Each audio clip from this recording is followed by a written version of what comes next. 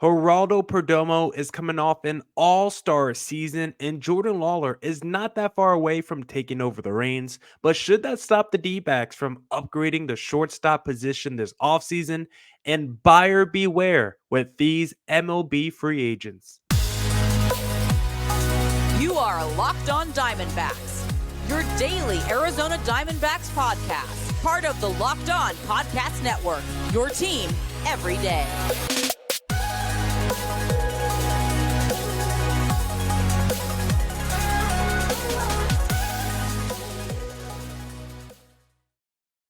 Welcome into the Locked On Diamondbacks podcast, part of the Locked On Podcast Network, your team every day. Today's episode is brought to you by FanDuel. Make every moment more. Right now, new customers get $150 in bonus bets with any winning $5 moneyline bet. That's $150 if your team wins. Visit FanDuel.com/lockedon to get started.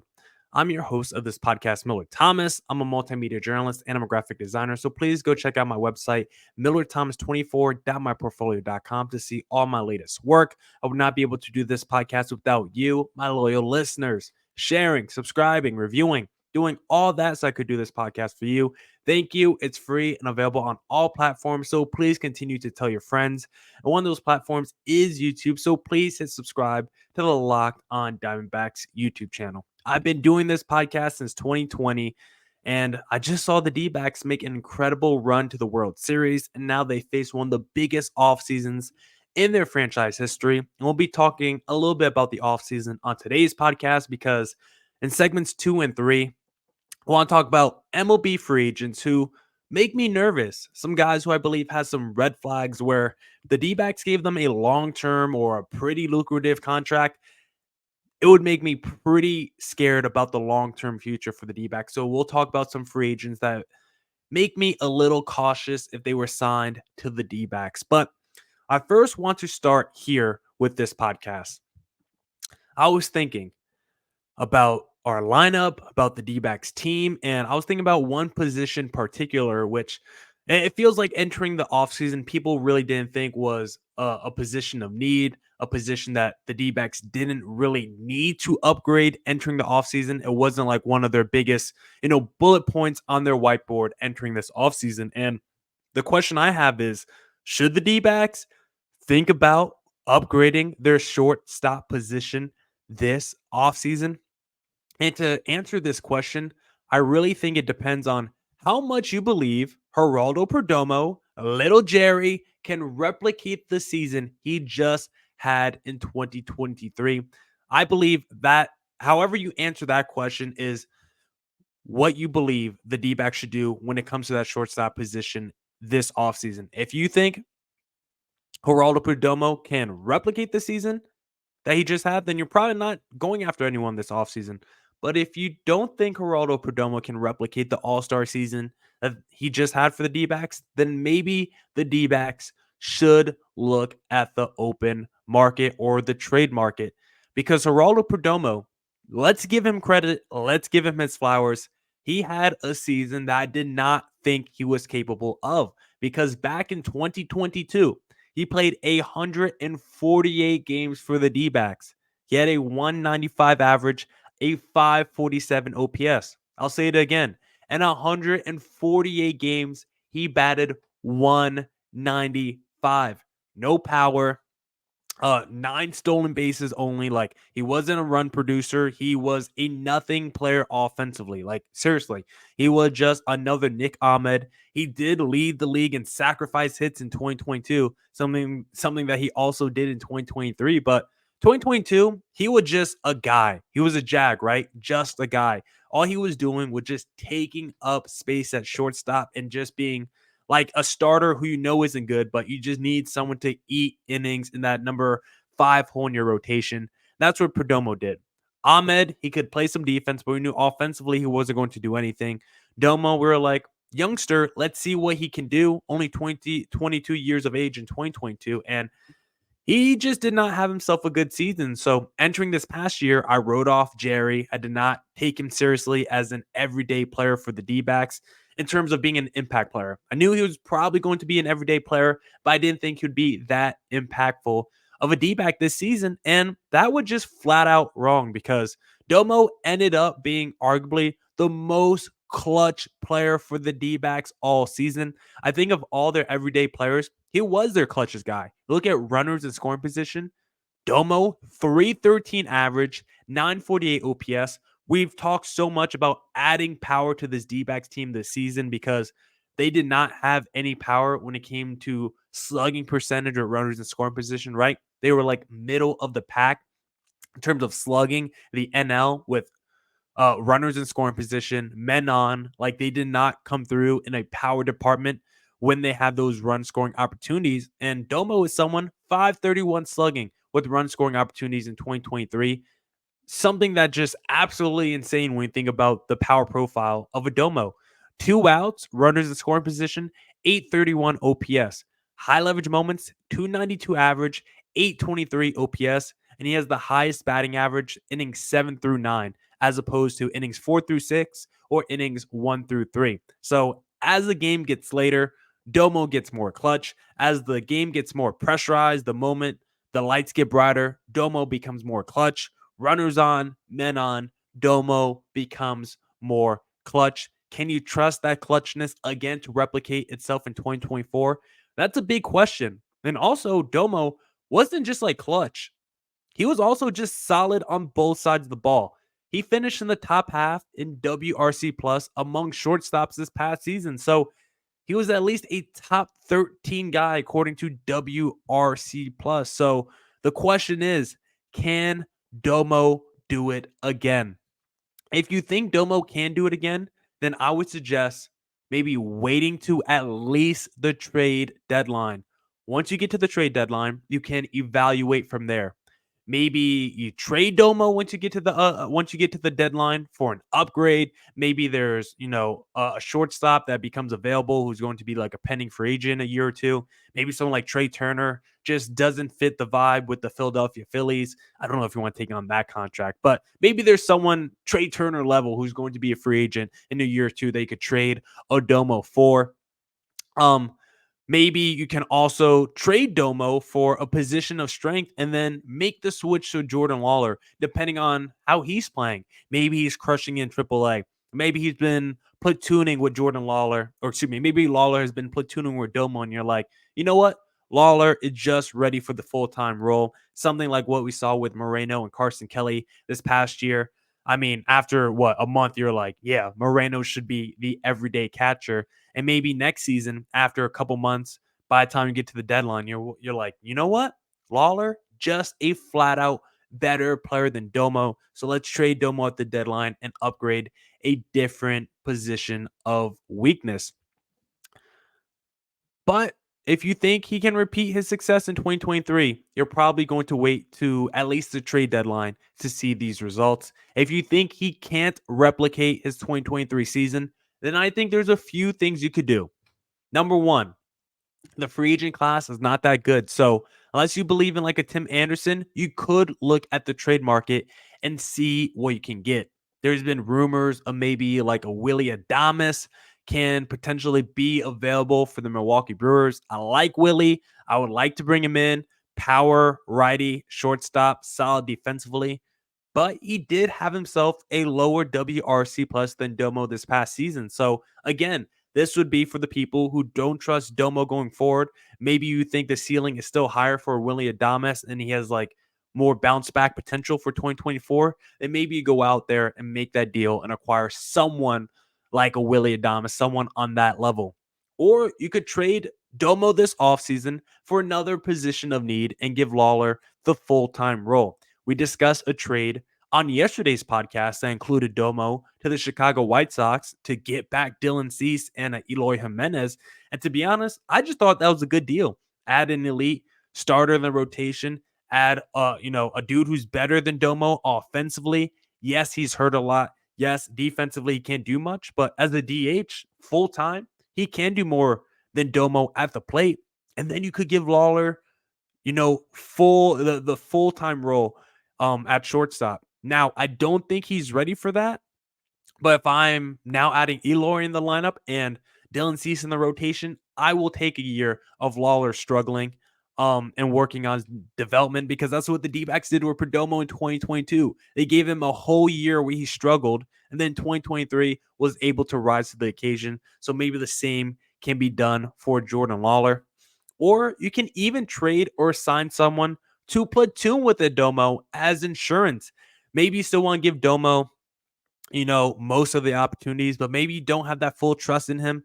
Maybe this is like where you bring in a Tim Anderson, give him that 1 year prove it deal and see if you can outperform a Domo. And then you could trade Jerry at the trade deadline or something like that.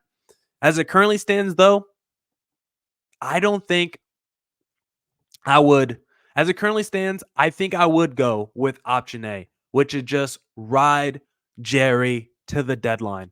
I actually don't buy Perdomo. I love the guy, but I actually don't buy him as a long-term option, which makes sense, right? Because we have Jordan Lawlar in the fold. I like him for the short term, but I do like him better than any free agent or potential trade candidate that's out there. I think Domo is better than all these shortstop free agents on the market right now. And even comparing him to the trade market of guys who could actually be available, I think I'd rather just keep Perdomo at his price point, at his cost, and just continue to use him as that bridge shortstop until we get to a Jordan Lawlar. And then, you know what? Let's get to the trade deadline and let's reevaluate our options. Now, I want to talk about some MLB free agents who are currently on the market who I think have some massive red flags and would make me nervous if the D-backs sign these players to a lucrative deal. But if you think the D-backs have a great chance of getting back to the World Series in 2024, then why not place a little futures bet on FanDuel Sportsbook? Because score early this NFL season with FanDuel, America's #1 sportsbook. Right now, new customers get $150 in bonus bets with any winning $5 money line bet. That's $150 if your team wins. If you've been thinking about joining FanDuel, there's no better time to get in on the action. The app is so easy to use. There's a wide range of betting options, including spreads, player props, over-unders, and more. My favorite thing to do is the same game parlay when the Lakers are playing. Not like how they looked against Philadelphia, but hopefully moving forward, you take LeBron over in points, D'Lo over on threes with the Lakers money line, a little three-leg parlay that, yeah, doesn't always hit, but when it does, brings a smile to my face. So visit fanduel.com/locked on and kick off the NFL season. FanDuel, official partner of the NFL.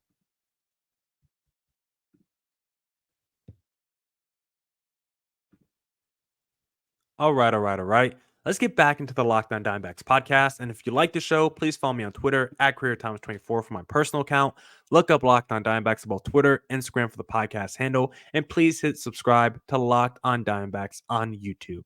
But now let's talk about some MLB free agents who make me nervous. These are the guys where, yes, if the D-backs gave these guys like a reasonable contract, maybe short term, like I wouldn't be upset. But these are the guys where if the D-backs signed them to long term, lucrative deals, I would scratch my head a little bit and be very nervous about their long term futures.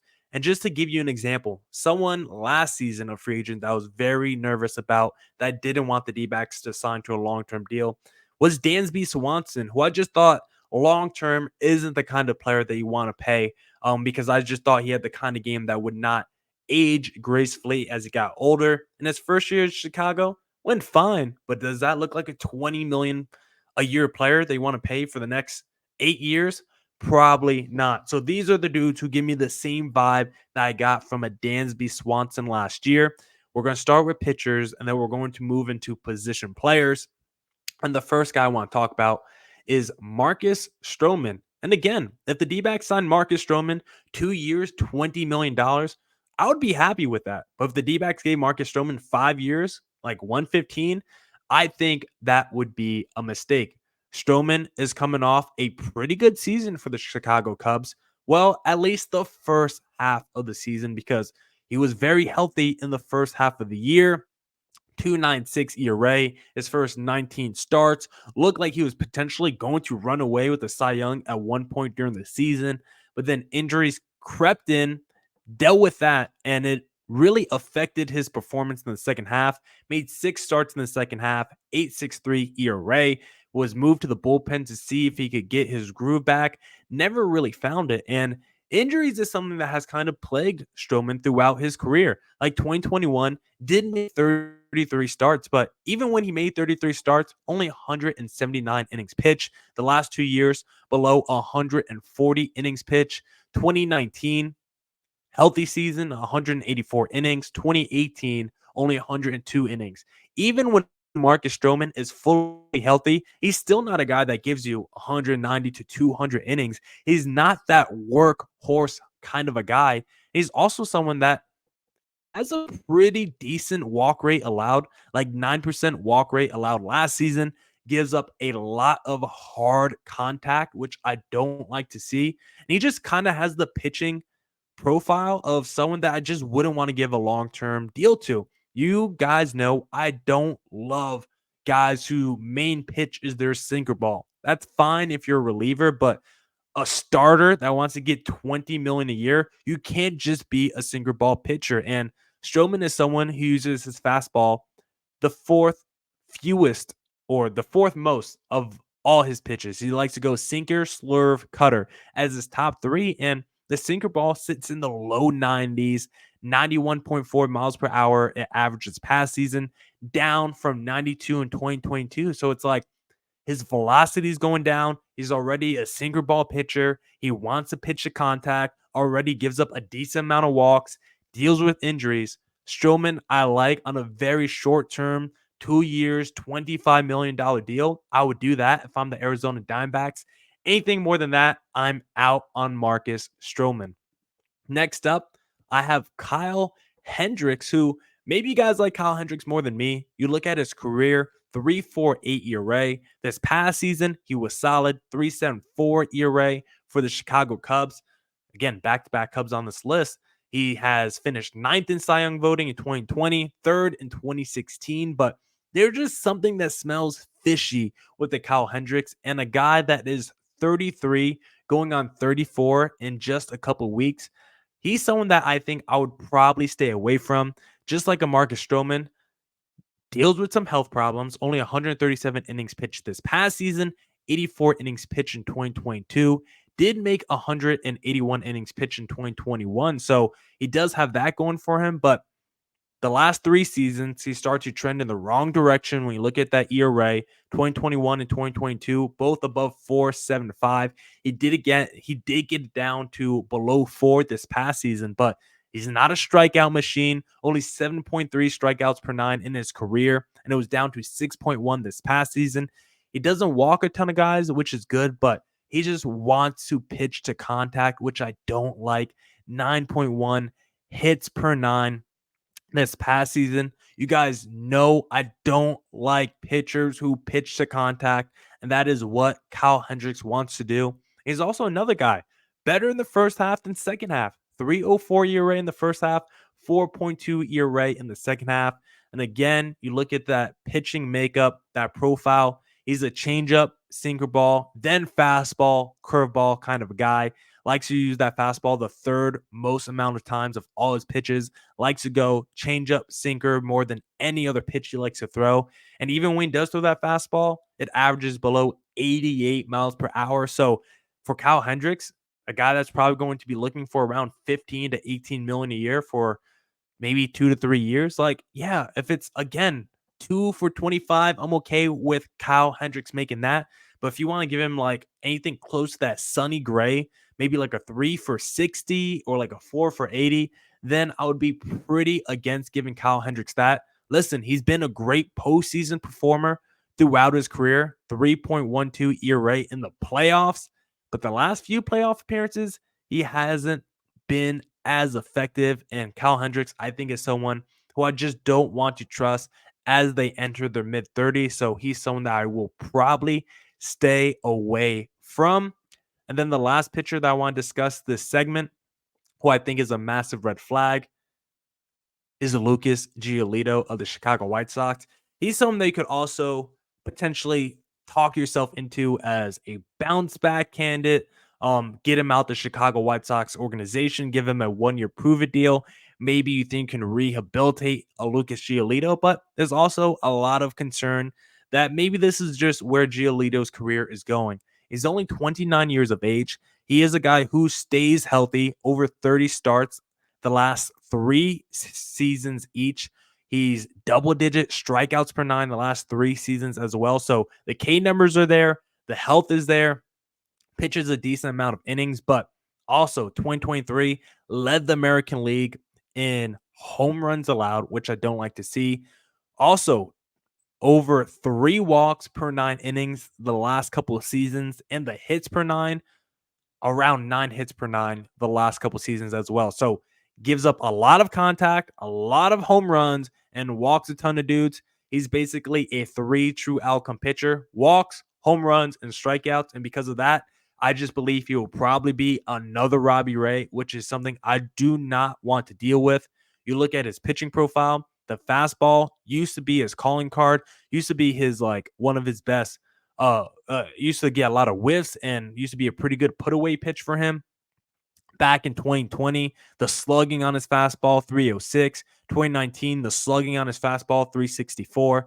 2023, the slugging on his fastball 546. His fastball, which is his most used pitch, has been not a weapon for him. It's been whatever the opposite of a weapon is. It's been a toy hammer. It's been something that you don't want to pull out your tool bag unless you don't want to get the job done. So Giolito, I kind of don't hate him as a 1-year prove it guy if the D-backs want to go that route, but it better be like 1 year, $8 million.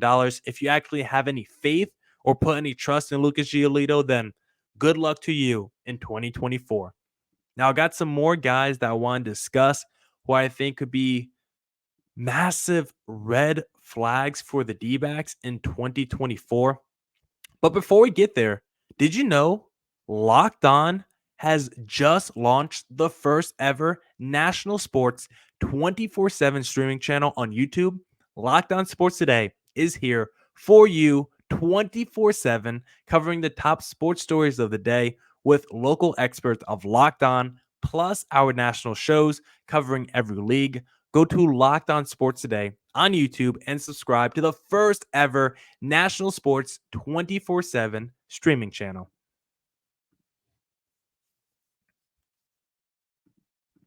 All right. Let's get back into the Locked On Diamondbacks podcast. Don't forget to follow me on Twitter at CreatorThomas24 for the personal account, or look up Locked On Diamondbacks at both Twitter and Instagram for the show handle.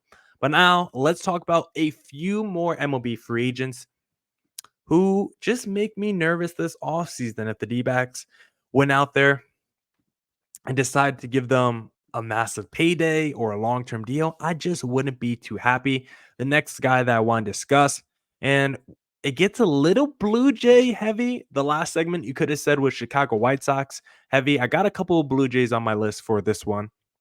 First guy I want to discuss, former Toronto Blue Jay, just left the Seattle Mariners, though, Teoscar Hernandez, who I was really in on, back in 2021. He was an all-star. From 2020 to 2022, I thought he was a super underrated player in Major League Baseball, but the season he just had in Seattle does make me a little bit nervous. I like Teoscar Hernandez as a short-term, buy low, bounce back candidate. I do think he's talented. I do think he could fit the D-backs need of maybe another outfielder / DH guy that could be a power bat from the right side of the plate. So I do like Teoscar Hernandez, but as a guy who's entering his early 30s, who defensively, as the years go on, will become a liability, who you will have to make a DH full-time, and coming off the season he had, I don't think I would give him a 5-year to 125 deal. I wouldn't mind a 1-year prove-it deal, where if he does look fantastic with the D-backs, then maybe that second contract go around, you reward him a little bit more. Maybe you give him like 4 over 80 at that point, or you give him like 3 for 60, the year after. But for just next season, I would not mind a 1-year, $13 million prove-it deal with a massive option in the second year for Teoscar Hernandez. But you do have to be nervous about Hernandez because If you believe in him, then the number you should look at is his stats on the road from last year. 295 average, 830 OPS on the road, but at home, 217 average, 643 OPS. So the question is, which Hernandez are you going to get? If you get the one that's on the road from Seattle last year, then I do think he's worth bringing in. But if you get the guy that played in Seattle, the dude who put up those really pedestrian numbers at home, then that does make me nervous. Now, Teoscar Hernandez was good with runners in scoring position, 300 average this past season. The slugging could have been a little bit better, 453 slugging this past year at runners in scoring position. 2 outs and runners in scoring position, 301 average. So I like to see that. But Teoscar Hernandez long term does make me a little bit nervous, but I still would like him on a 1-year proof deal. The hard contact numbers were still there, over 90-mile-an-hour exit velocity, about 50% hard contact rate. So the hard contact stats are still there, but the strikeout rate above 30% last year with a below 6% walk rate. I don't like that. So there's some goods and there's some bads when it comes to a Teoscar Hernandez. I think the real question is, what kind of deal does he get? Because if it's for the right deal, 1 year, 12 million with a club option for like 15 in year 2, I'm happy with that. But if he immediately wants a 5 for 125, then I think I'm out if I'm the Arizona Diamondbacks. The next guy that I have up is a Kevin Kiermaier, who the only reason I think the D-backs could potentially look at him is because of how he plays defense. He's a lefty. He's a center fielder. You already have Alec Thomas, but if you put Thomas, Carroll, and Kiermaier in the outfield, you will have the best defensive outfield in Major League Baseball. It's a big reason why the Blue Jays just had an elite defensive outfield, because you had Kiermaier and you had Dalton Varsho. If you have Carroll, Thomas, and Kiermaier, you will have the best defensive outfield in Major League Baseball. The issue is Kiermaier just doesn't do anything offensively. He hasn't cracked double-digit home runs since 2019. He did have 14 stolen bases this past year in 129 games, but that just isn't good for me. And when you have your best OPS since 2014, and with the best only being 741, then I just can't trust you as an offensive player. Yes, he may play great defense, which could entice the D-backs, but he gives you nothing offensively. And I think the D-backs have enough defenders. They need more power.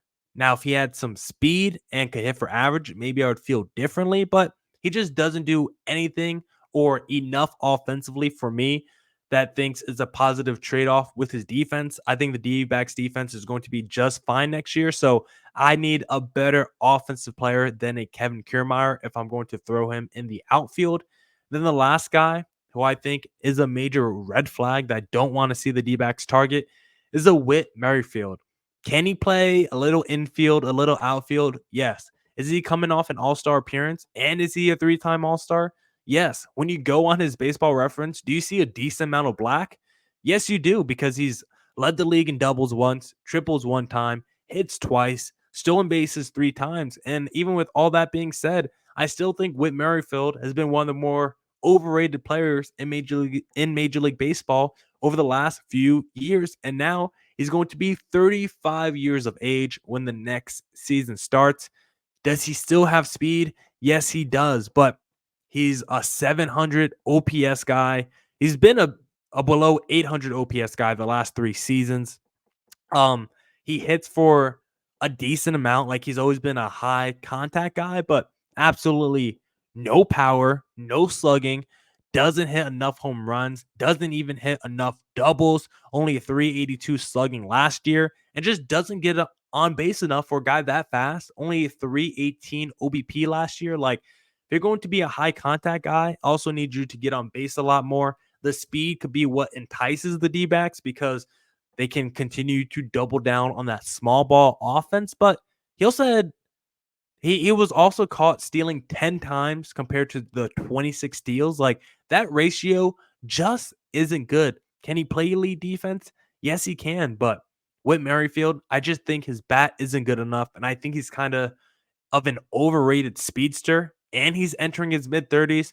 too many variables just tell me I'm out on these 6 MLB free agents if the D-backs gave them a serious long-term or lucrative contract. Now that's it for this edition of the Locked On Diamondbacks podcast. Come back tomorrow for more Diamondbacks news coverage and insight. And as always, stay safe, stay healthy. Doses.